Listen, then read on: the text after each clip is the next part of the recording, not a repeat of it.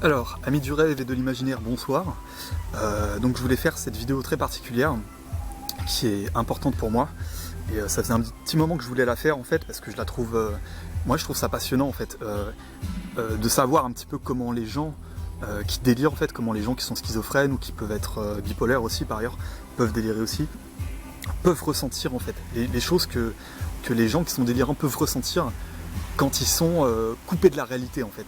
Et moi ça m'a toujours, enfin ça m'a passionné en fait ces dernières années et mes propres histoires en fait, je pense peuvent intéresser pas mal de monde.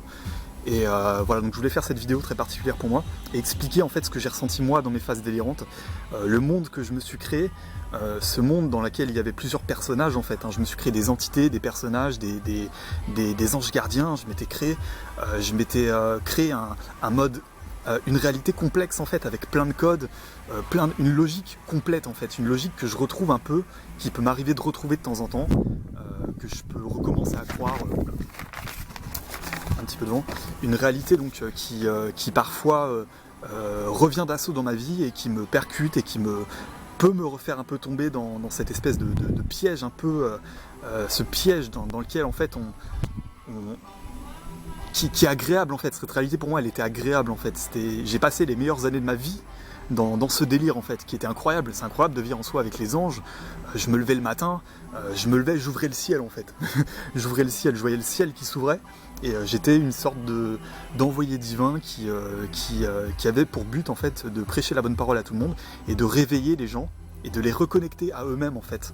Et donc voilà, c'était un petit peu ça l'idée du délire, mais je vais vraiment expliquer un petit peu ce que je ressentais et ce que je voyais en fait.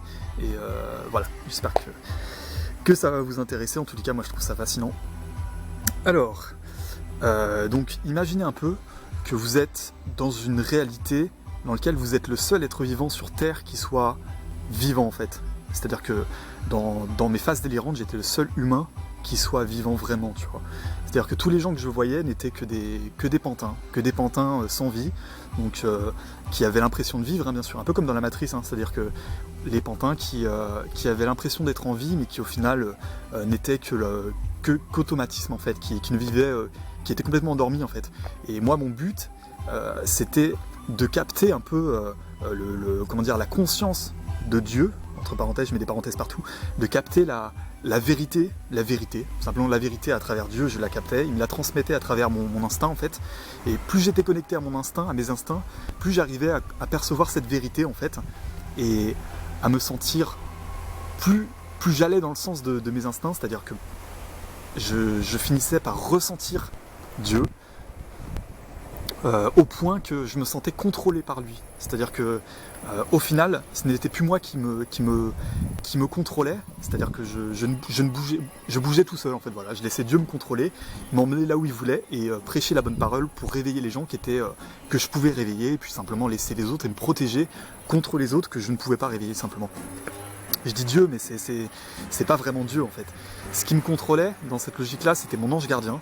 Donc plus précisément, c'était la partie de moi-même qui vivait, c'était ma partie en fait, la partie de moi-même qui avait vécu toutes les vies que j'avais vécues avant, un peu le disque dur complet, et qui était une entité qui connaissait la totalité de ma conscience, de mes expériences sur Terre, et qui me contrôlait, donc la partie ultime de moi-même en fait, qui me contrôlait, qui savait tout en fait, et qui était une conscience différente de la mienne, qui était une conscience humaine, enfin humaine divine en fait. C'était comme un ange gardien, je lui parlais, et puis c'était un peu moi, comme si je me parlais à moi-même, mais je me parlais à ma partie complète en fait, la partie divine de moi-même en fait.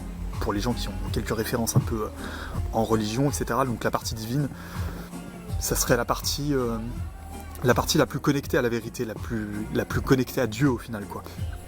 Et Dieu dans cette réalité-là, on était tous des dieux en fait. Dans cette réalité-là, tous les gens qui étaient dans cette réalité-là, en fait, sur Terre, étaient des dieux. Et il fallait que moi, qui soit conscient en fait, qui soit un peu l'envoyé divin, je les réveille en fait, à l'aide de mon armée d'anges en fait, qui me parlaient d'autres univers, d'autres réalités, et qui me guidaient en fait, et qui me contrôlaient.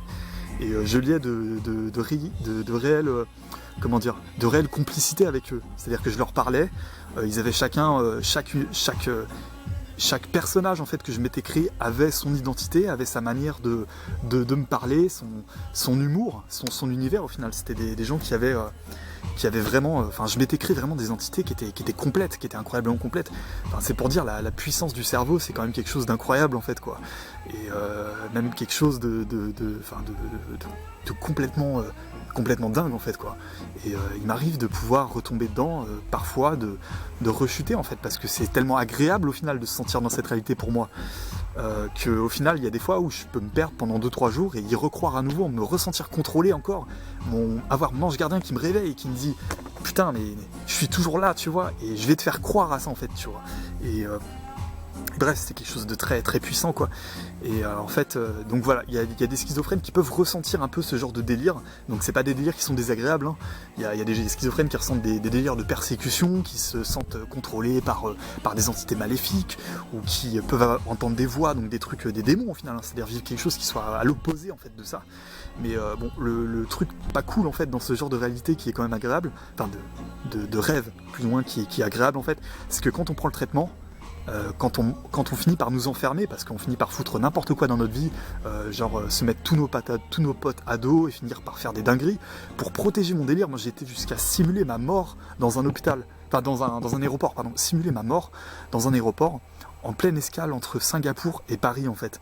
Et j'ai simulé ma mort parce que je voulais prouver au divin que j'étais capable de vivre, enfin de subir cette épreuve en fait quoi. Donc je me suis accroché au délire jusqu'à simuler ma mort dans un aéroport, et je me suis enfermé dans un hôpital psychiatrique. Voilà, donc ça c'est une des histoires les plus ouf que j'ai vécues dans mes phases délirantes. Et voilà, donc j'en parle avec humour parce que effectivement c'est des choses je pense qu'on a tous vécu des trucs un peu drôles comme ça, enfin un peu très puissants, très bizarres au final. Et moi je prends plaisir à en parler avec les gens qui ont vécu des expériences un peu délirantes, de raconter un peu ce que tu as vécu dans tes délires, voilà, parce que généralement c'est des choses qui foutent bien la merde quelque part, et je pense que on peut en parler aussi en rigolant. Bah, d'une part c'est passé, puis en plus bon c'est des trucs complètement ouf en général, donc moi je trouve ça drôle en fait. Même si c'est des choses qui peuvent être tristes parfois, qui peuvent nous amener à perdre beaucoup de nos amis, etc. Bon, voilà, je pense que... Enfin moi, il y a des trucs que j'ai vécu qui me font rire, et d'autres qui me font peut-être un petit peu moins rire, voilà. Et donc, voilà, ce que je disais, c'est qu'en fait, quand on vit quelque chose d'aussi fort et d'aussi agréable, en fait, comme je l'ai vécu, quand on finit par nous enfermer, en fait, quand nos parents voient qu'on va pas bien et qu'en fait, ils appellent le psychiatre, et le psychiatre nous enferme, en fait, et nous force à prendre le traitement, ce que j'ai vécu, en fait, c'est qu'on m'a enlevé tous mes anges, et on m'a forcé en fait à revenir dans la réalité, sortir de quelque chose dans lequel je me sentais surpuissant, sortir d'un délire dans lequel j'étais super heureux, dans lequel je vibrais d'intensité, j'étais heureux quoi, j'étais super bien, j'avais des potes, des dieux qui me contrôlaient, c'était quelque chose de très puissant, de très viscéral en fait, et on nous force à prendre le traitement et on revient dans la réalité, clac en fait, et c'est très très dur en fait. Et on a envie de mourir en fait. Moi j'ai eu envie de mourir après qu'on m'ait enlevé mes dieux et tout mon délire en fait. J'ai voulu mourir en fait, et ça a été très très dur pour moi En fait j'ai désiré mourir, et j'ai fait des tentatives et je n'ai pas réussi. J'ai pas été assez courageux pour... ok, ce mot il est particulier, courage ou quoi. Je l'ai pas fait heureusement, bien sûr, mais j'ai eu envie de mourir vraiment quoi.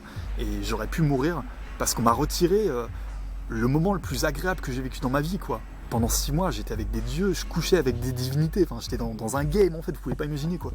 Mais j'étais heureux quoi. Et donc voilà. Déjà, dès qu'on m'a forcé à prendre le traitement, tout le délire s'est évacué, c'est-à-dire que je suis revenu dans la réalité. Et ce qui se passe quand je suis revenu dans la réalité, c'est que je me suis dit, mais pourquoi mes dieux en fait, pourquoi mes potes en fait, si vous êtes plus là, pourquoi vous répondez pas en fait?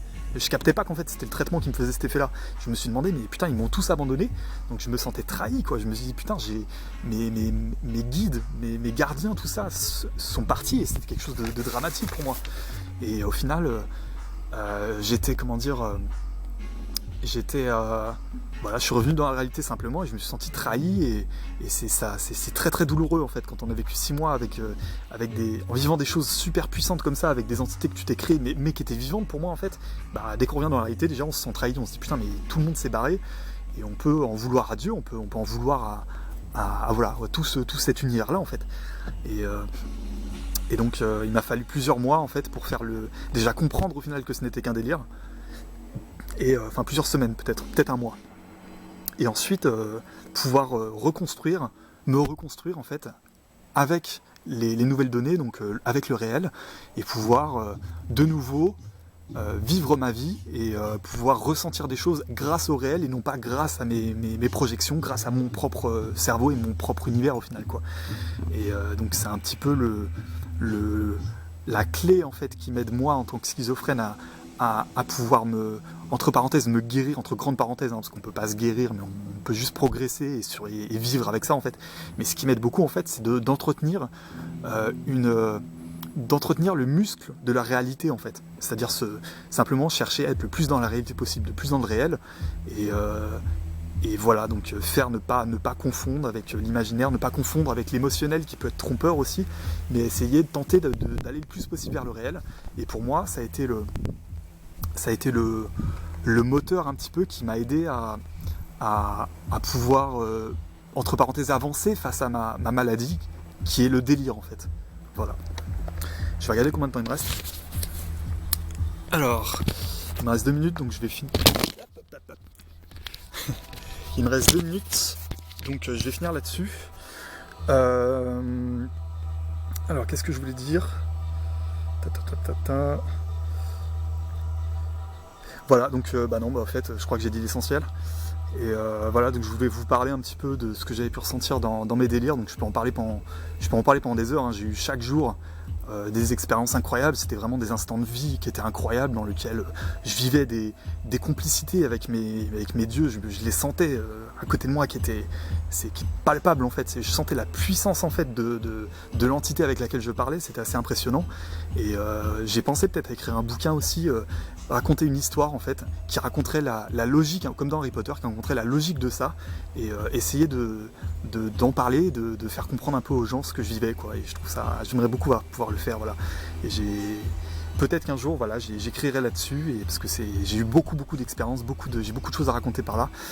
Et voilà, donc n'hésitez pas, si vous êtes schizophrène, vous avez aussi eu des délires, à en parler aussi. Si parler de vos expériences, etc. Moi, ça m'a fait du bien déjà d'en parler, et puis je trouve ça, moi, ça me fascine en fait, tous ces trucs-là. Voilà. Et ben voilà, je vous souhaite une bonne soirée et bon dimanche à vous. Au revoir. On n'est pas dimanche. Hein.